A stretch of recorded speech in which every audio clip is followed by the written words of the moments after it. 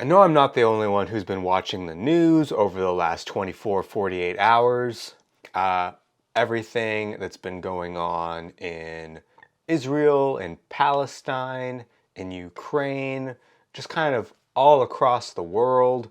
U.S. politics. I mean, honestly, for the last weeks and months, but let's like really focus down because I really got hit with like this wave of hopelessness and depression and frustration and just like this sort of feeling like, are we headed towards World War III? Like, are we in the first stages? Are we in like 1937, 1938 before World War II kind of situation? Because, you know, we saw stuff pop off. We saw the horrible, horrible attacks against Israel by Hamas.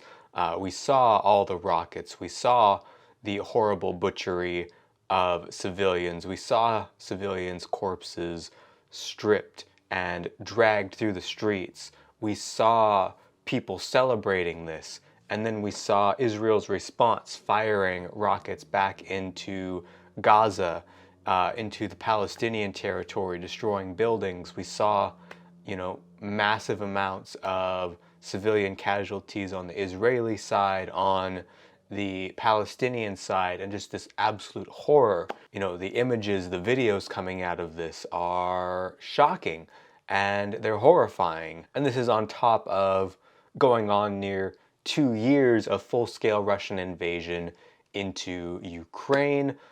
Just the absolute horrors that those of us who've been following the war have seen, from the Bucha massacre, the horrors that went on in Mariupol, just the absolute atrocities of Russians firing rockets over and over again into civilian buildings, crowded squares, restaurants, hospitals, supermarkets, civilians' homes, apartment buildings, all of this stuff just like over and over and over again. And I don't know about you guys, but I don't desensitize to that. I don't. Like a lot of people do apparently, but I do not desensitize to it. It is upsetting and painful and horrible every single time I see shit like that. You know, and then we've also had all the horrible stuff going on in, you know, Yemen, Afghanistan, Iran over the last few years. Just a lot of really, really horrible stuff all throughout the world. The Uyghur genocide in China. I'm forgetting so many things because there are so many horrible things happening in the world, where the world has just been in this weird, stressful state where nothing is really going well.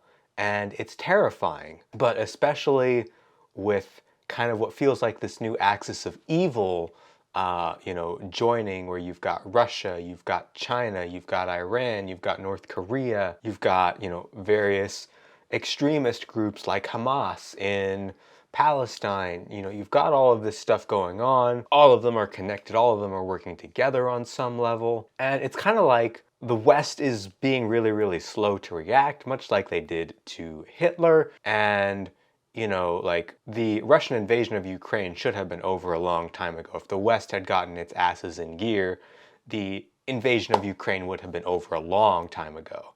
But it's not, because we drip fed them the aid that they needed. We argued for months and months about, do we send HIMARS long-range artillery? Do we send tanks? Do we send planes? Do we send even longer range artillery?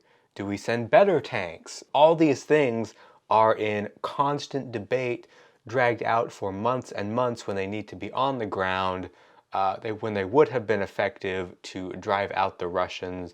Now the Russians are dug in, and the Russians continue to fire missiles. They continue to send Iranian-made drones, all of this kind of stuff, and it's horrible. And you know, we see same kind of thing with Iran, in the sense that we did not do anything to help the Iranian people during the protests against the Islamic State, against the morality police, all of that. We just kind of sat back and watched and cheered them on, but did nothing to help them. And this is, you know, it's teaching people, it's teaching these dictators that they can basically do what they want with impunity, to a certain extent, that they can get away with it to quite a bit. If they can withstand sanctions, they are basically fine to cause as much mayhem as they want. We know that China is eyeballing Taiwan.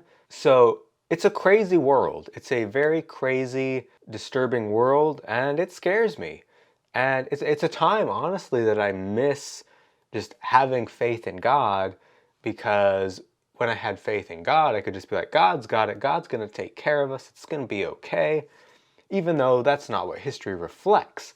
God did very little to intervene in World War II, very little to intervene in the Holocaust, very little to intervene in the Soviet Union when all kinds of horrible stuff was happening under Stalin. It's clear that God, either doesn't exist or is a very passive being, because these levels of atrocities continue and continue and continue. And I fear we could be headed towards the next world war, or the next, kind of Cold War, with a lot of little hot wars going on. While there's, nuclear tension going on, we could be headed towards the next version of that. I don't know.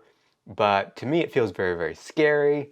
And love to know what you guys think. Are you guys worried about it? Are you guys paying attention to it? Or, are you feeling pretty calm with it? Are you feeling like, oh, we're going to be fine? 2024, things are going to get a lot better. My financial advisor basically told me, buckle down, do your budgeting, cut back on everything, because we don't really know what's going to happen.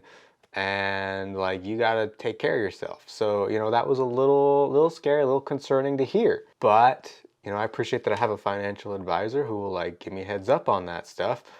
But yeah, I don't know. I don't know where we're headed. So let me know in the comments below, and I will catch you guys in the next video.